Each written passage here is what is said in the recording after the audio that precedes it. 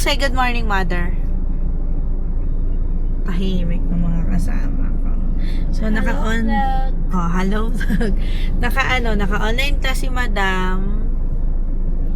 Tapos, nagsama ako ng ating paralegal counsel kasi tayo ay pupunta today sa SMDC Grass and sa, saan yung isa?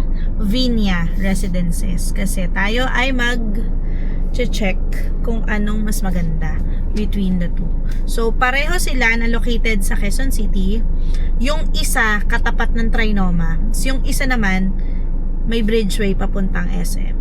So, the battle begins today kung ano nga ba ang mas sulit. The budget would be around 3 million. So, for 3 million, may condo ka na doon sa dalawang properties na yon. Pero, ang question is, saan mas sulit yung 3 million mo? So, yeah. O, diba? Philinvest pala. Philinvest yung Vinia Residence. And then, yung isa naman, SMDC naman siya. Yeah, ano lang siya, katapat mismo nung Trinoma. So, yun yung nilalaban nung agent doon, yung kausap ko na tatawid ka lang daw ng bridge ng MRT.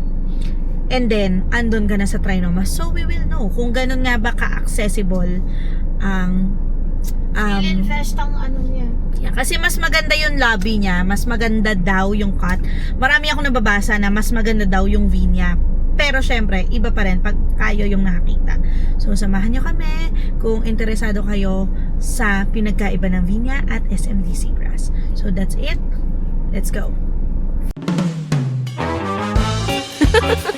Gumaganti ka sa nanay mo sa ginawa niya sa'yo sa grocery store nung bata ka. Ayan. Ma! Aalis-alis ka, wala kang cellphone. Akala kasi namin matagal ka pa. Ay, nako. Mahal-mahal ng toll gate. Oh, diba? Kaloka. Hindi. Tinignan ko din yan, yung ano na yan eh. Oo nga. Gaya mo yan. Amoeba. Hindi, yan yung nakakonect sa ano. Letter A nga yun. Sa Cloverleaf Mall. Basta, ayan. Bida. So, yan yung isa nating tinitignan. Avida. Galing ni Mama. May pangalan yan. Avida. Ayala yan. Basta Ayala yan. Tapos, okay siya, kaya lang hindi siya nag-Airbnb. Tapos, yung 3 weeks na umulan dito, binaha yung area niyan. So, cross out na kagad siya sa ating listahan. Pero sayang, kasi maganda dahil nga, nakadikit siya sa Ayala Mall. Ayala Cloverleaf. Tapos, maganda yung location niya. Kasi pag baba mo sa kanya, nasa NLEX ka na. Tapos dito sa side na to, Caloocan. Tapos dito sa side na to, papunta ka naman ng Quezon City. So, LRT. Ayan, tapos malapit din sa LRT. So, sobrang ganda ng location niya. Kaya lang, yun nga. Bukod sa, hindi siya nagpapa-Airbnb, bumaha dito sa may Balintawak area. Last time na bumagyo ng 3 linggo. So, medyo delicate tayo dyan. Pero ayun see ang ganda. So, that's the number 1 na tinitingnan ko around Quezon City. Tapos, somewhere here, yung Xenia Towers naman. Yung Xenia sinong developer nun? Philinvest. Xenia. Xenia? Oo. DMCI. So, maganda din yung developer. However, hindi rin siya nakakonect sa mall. So, yun, cross out agad. Kasi, again, the priority of buying the condo. Meron pang isa.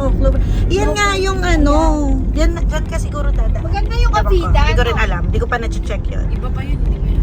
Pre-selling pa kasi yan eh. Maganda yun ang entrance ng Avida. Maganda, no? Hindi ko sure. I'm not sure. Pero mukhang yun yung entrance no? So, ang lapit lang niya sa Nakakonect siya sa Ayala Mall. Oo. Cloverleaf. Tapos pure gold sa labas. Yeah. But then again, hindi siya hindi siya pumbayad ng Airbnb. So, number one reason for not pushing through with that.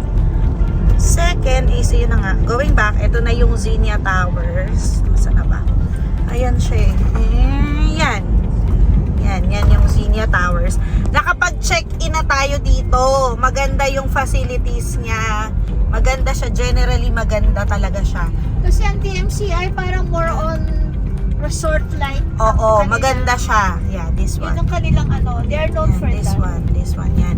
Maganda siya sa loob. Kaya lang, hindi ka nalalabas. Di ba? Yung doon ka lang, residential. Pero, yung sasabihin Parang mo... resort. Oo, hindi siya yung yung ginagol namin na malapit sa mga, as you can see, walang mall in the area. Meron namang mga tindahan masa baba nung unit. May mga commercial spaces, may laundry shop, may grocery store, may mga ganon. Pero kung medyo gala ka, gusto mo nang lumabas, gusto mo You ng have to mall. go out. Yeah, kailangan may car ka. Kasi wala rin namang nagsasakay Yung dito sa mga labas. basic, meron. Yeah, pero yung Convenience, yeah, pero maganda diyan. Nagstay tayo diyan once, no? I think the Yeah. entrance is here. One time lang kami nagstay kasi nga kami yung tao na kailangan din namin ng mall para sa mga bagets. So yeah, ito, ayun yung entrance niya. So kung ang goal mo is to get a property where you will live talaga, this is good. This is a good property. Ay, nasa labas niya. Ayan. Slowly, anak. Ayan, yan dyan. Ayan siya. Xenia Towers. So, okay din dyan. Ganda din dyan. Walking distance, pwede ka namang mamalengke dito sa may Muñoz. Yeah, may LRT access ka pa rin naman. Pero again, medyo malayo din. Medyo may hingal din. Kasi yung entrance nila, medyo malayo ka pa dun sa mismong unit mo eh. So, medyo, siguro ka maglalakad? 15 to 20 minutes walk papunta dito sa may LRT. Pero again, kung titirahan, Pero pwede. dahil resort-like siya, yung tahimik, Oo. hindi masyadong Tsaka pwede yung Airbnb. So kasi dalawa yung hinahanap namin. Una, dapat pwede mag-Airbnb. Ikalawa ay malapit sa mall or nakakonect sa mall. So kailangan parehas yon, check. So sa Xenia, check tayo sa Airbnb pero cross tayo sa mall. Yun namang sa Cloverleaf, check tayo sa mall pero cross out tayo sa Airbnb. So, yeah. Ito Cityland, okay din to. Okay ang Cityland kasi malalaki, maganda yung loob niya. Malalaki yung cut. Malalaki yung, kumbaga yung studio nila, kapantay na ng 1 bedroom. Yun. Tapos yun, City North din yun. Ayan, yan. Yan. Ganda din yan. Walking distance lang din siya sa mall. And, yeah, walking distance siya sa mall. Tapos, pwede rin siyang magpa-Airbnb. However, since malapit siya sa Vinia at saka sa SMDC, hindi siya, more on residential siya. Maliit yung chance niya for Airbnb. Kasi syempre kung ikaw yun, papipiliin ka sa SMDC ka ba o sa Cityland. Syempre, mag-SMDC ka na lang. Kasi yung SMDC, directly connected sa SM North. Diba? So, pero maganda pa rin naman yung location nito.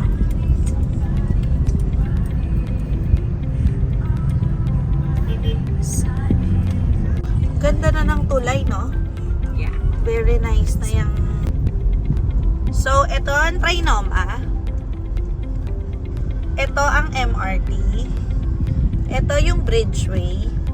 Ang sabi sa akin, pwede daw lakarin mula dun sa condo hanggang dito sa MRT. Tapos tatawid kang ganyan. Ang connecting mo nito is Trinoma na. Which is, mukhang totoo kasi ayan na yung condo. Oh, in fairness, Ayan na yung malapit Philinvest. nga. Philinvest ang ano nito. Philinvest ang ayan siya eh. Ayan na mismo, oh. Tatawirin mo lang to. Yeah, it's close. Parang SMDC lang din. Siguro doon ang parking natin. So, ito. Ayan ang parking, anak. Ayan.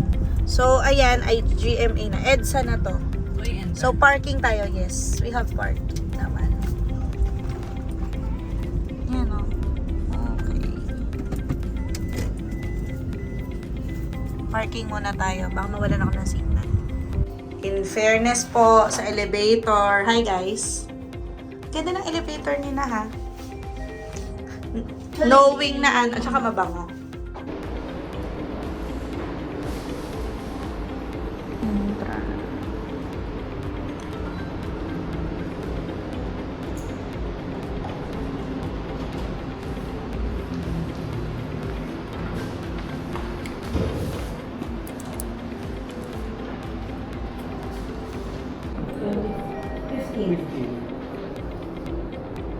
Bakit wala?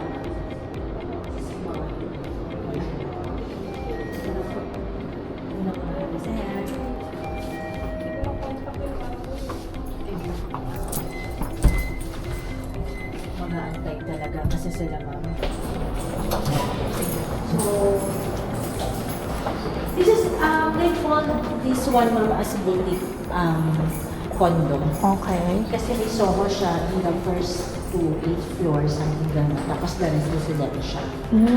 So, and then boutique siya kasi mas limited yung ano niya, units po na. So, this one is similar po na mga units na available. Studio to. Yes, Okay. nasa 22 to 23 square meter siya. Yan. This one kasi ma'am to, Sala. Yung kwarto.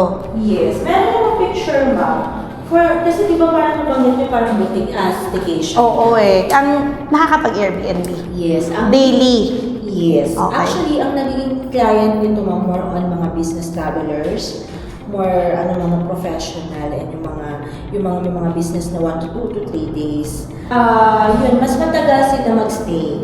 Kesa sa family kasi ma'am, dun sa mga nakita natin normally, it's a weekend and holidays. Dito ma'am, from QC or galing sila sa airport, mag-stay muna. Kasi dito mga government meetings nila, nandito kasi lahat ng government offices. 1 to seminars, 1 to 3 days ang tanong. So, ang market talaga is mga business. Oo. Tapos kung gusto nila naman po, walking lang up there, try naman. Oo nga. Sabi ko, malapit lang pala talaga. Kasi, oo. Mas gusto mo medyo mas tahimik at mas ano pa ma'am, yung birdies and solar, ano na yung shop, na rin restaurants, Yeah. and casino. Yung mga kasi yung kanila naman nag-check-in, instead ng solar sila, dito na lang. Sa mga susan. Ganda ng view, Mai. Kaya lang nakakatakot yung view. Oo nga. Kaya walang balcony. Kasi pag may balcony, nakakatakot. Ayan pala. It's so taas. Pag nasa Quezon City ka, parang may idea. Oo. Diba? Ang taas niya eh. Tinitigan ko lang parang nahulog ata yung kaluluwa ko. Sa taas mo kasi ano ito ma'am, infinity, yung roof deck swimming pool. Oo, yun yung nasa Pag naman natin dito ma'am. Yung infinity pool. Nasa TikTok yung pool nila. So maganda yung Yeah. Mamaya, pwede kami ni Don. May access kami doon.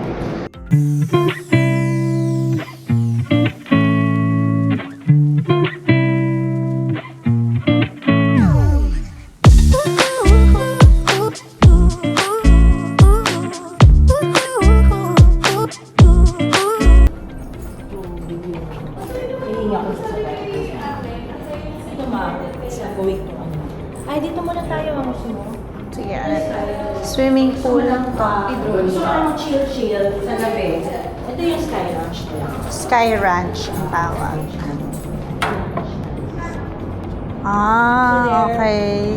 Function room. Pwede dito. Nire-rent. Oo. Oo. Ano pa rin naman, income generated. Yeah. Para ng Birthday. buong condo mo. Tapos yung chill ka. Function room. coffee ka. Parang garden na rin. Yes. Tapos nandun yung may guard, yun yung may pang-swimming pool. Okay. Kaya, Pagka ano pa- kunwari, pinarent mo siya every time na magpo-pool, kasi sa SMDC ganun, di ba? Yung magbabayad. Oo. Dito, ganun din. Kasama na siya. Or kasama na siya sa... Kasama na ba? Kasama. Yung policy ngayon, Oo. masakit ang naka-register guest. Mhm. Nalan siya. Silipin lang namin yan. Hindi kami malito. Ano na siya ngayon, ma'am? For maintenance na ulit para magamit during the summer na yun. Nakakatakot. Mas nakakatakot. Uy, ang ganda ng pool, May! Kami na pumunta ng Singapore. Yes! Oh my God! Parang gusto ko mag-staycation, ASAP. Subukan natin, ma'am. Ang ganda! Ano wala nga pala sa Ang ganda! Ito mo hindi mo masyadong get. Kasi nga kapag Pero ito working to. Ito lang ang under maintenance as of now. Nangyayari ba kuya na sabay na in maintenance or hindi naman? Hindi naman. Pa isa-isa. Kasi concern din yun pagka baka mamaya kung kailan ka nandito tsaka walang... That's nice. Ganda ng view. Oo nga mamaya nag-aano pa doon. Yeah, ang ganda Takot sa heights. ako na nagtatapang-tapangan. Maganda siya.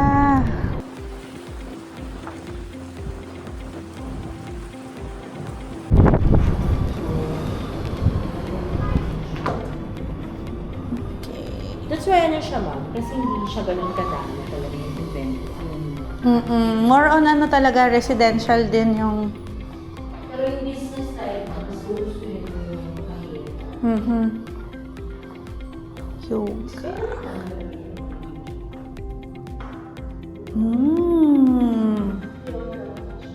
Ganda. In fairness. May laban. So, ito kasi yung condo. Tapos, maglalakad ka lang pa gano'n, ayun na yung MRT. So, pag tumawid ka dyan, Trinoma na. So, basically, nakakonect ka rin sa mall. Ang pinagkaiba lang is maglalakad ka sa kalsada. Pero, hindi naman ganon kalayo yung kalsada. So, okay na din. Okay na ang location. So, yes, i-report. ka ba o try na? Hindi. Actually, doon muna tayo sa positive. Positive. Ang positive... Yung location is a plus. Oo. Hindi. Sa akin, ang positive talaga is mabango yung elevator. Like, ewan ko, for me lang naman. Number one, kasi ibig sabihin malinis yung property. Kasi, for me, okay yung elevator. Number two, maganda yung location niya. Kasi, katapat lang niya yung Trinoma, tatawid ka lang ng Bridgeway. Para rin siyang SMDC Grass kalayo. Yon. So, based on my experience, same lang siya. Third na gusto ko yung infinity pool. Anak, ang ganda. Nakita mo. Ang ganda ng infinity pool na para ka na rin nasa Singapore. Yung Marina Bay, infinity pool. Marina Bay Sands feels. Lalo na siguro kung gabi.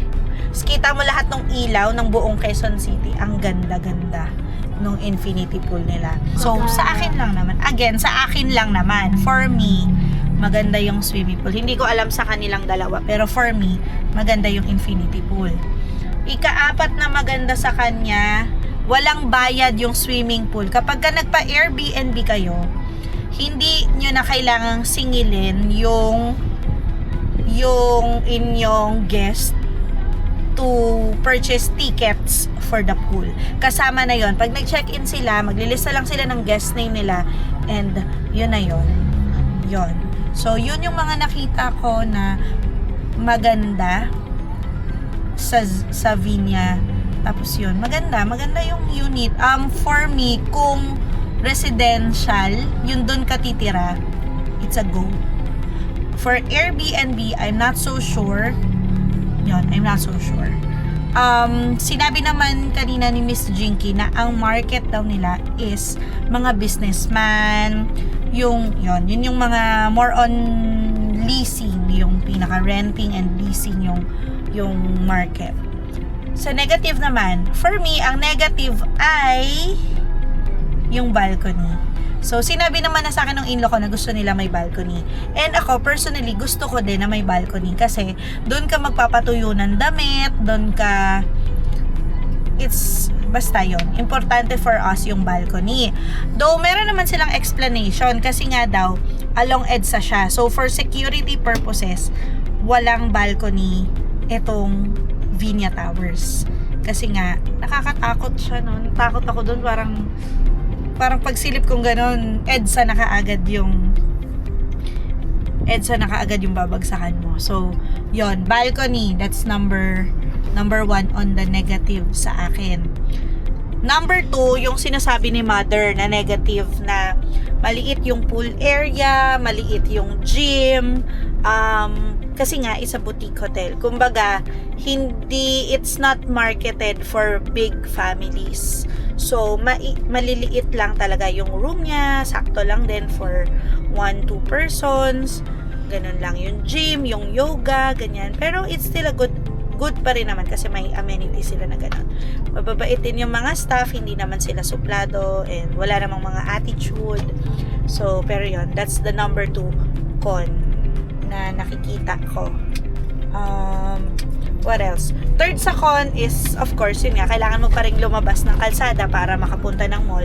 But again, it's just a little bit, you know. Price point. Ang price point niya ay yung studio dito, kapresyo siya nung 1 bedroom ng SMDC Grass. So, yeah, ito. Meron pang mga... Yeah, ito pa yung iba namin tinignan. Magaganda, prime na talaga daw.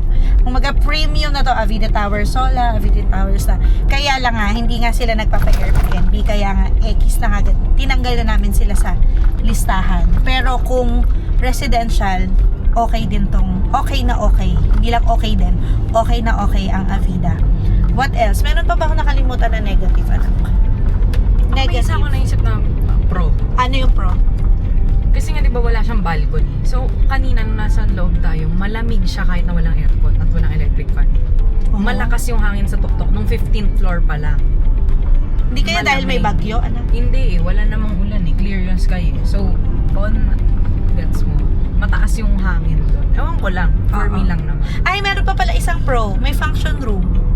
May function room na pwede mo silang i-rent. So, pag may birthdays, hindi ka na aalis, di ba? Syempre, ang rate nun, pang homeowner rate din. So, that's good din, no? Na may function room sila.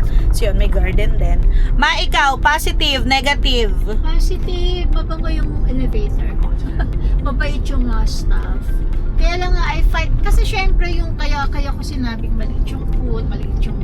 Kasi di ba hindi naman ikaw lang yung traffic later on when you're already in the place.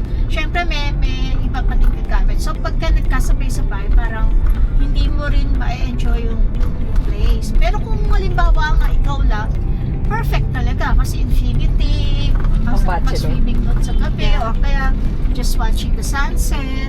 Kaya lang yun nga, medyo maliit siya. Considering na madami, ilan din namang floors yun. So, It will boil down sa market mo. Kung ang market mo ay families, hindi ko siya ma-recommend. Pero kung ang market mo is yun nga, yung sinasabi niya may mga professionals na kailangan mga foreigners na kesa mag-hotel sila, dyan na lang sila magstay, malapit pa sa mga malls and all. That is really, pero maganda. More of talaga, yung mga hindi pang family. Hindi siya pang big. Yun, di ba sabi mo, ang con mo yung balcony. Oo. Meron silang shared balcony sa 15th floor. Oh! Smoke free siya eh. So, hindi ka pwedeng manigarilyo doon. So, like, parang siyang balcony. Pero, yun nga, shared siya. Yung sa tuktok. So, pwede ako magpatuyo ng towel doon. Ewan ko lang ah. Baka para na lang siguro ng mukha din. But if you feel like, pahangin breathing lang. some air lang. Eh, di sa 15th floor na na lang, yung ba yung sinasabi mo, yung garden?